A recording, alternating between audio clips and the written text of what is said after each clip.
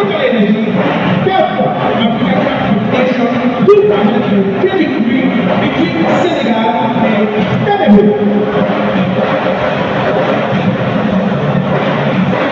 La composition du Sénégal. Voici la composition des deux équipes. We begin by the team Ghana. Pour l'équipe du Sénégal, pour Sénégal team. Numéro 16, Edouard Mendy. Numéro 3, number 3, Kalidou Koulibaly. Numéro 10, number 10, Sadio Mané. Numéro 14, number 4, Ismaïla Jakobs. Numéro 15, number 50, Krépin Diatta. Numéro 17, number 70, Pape Matar. Numéro 18, number 18, Ismaïla Sarr. Numéro 2, number 20, Habib Diallo. Numéro 22, number 22, Abdou Diallo. Numéro 25, number 25, Ali Kanama. Numéro 26, number 26, Pape Gueye. Les remplaçants du Sénégal, le substitut pour Sénégal Noir, numéro 1, Ahmed Konis, numéro 2, numéro 4, numéro 5,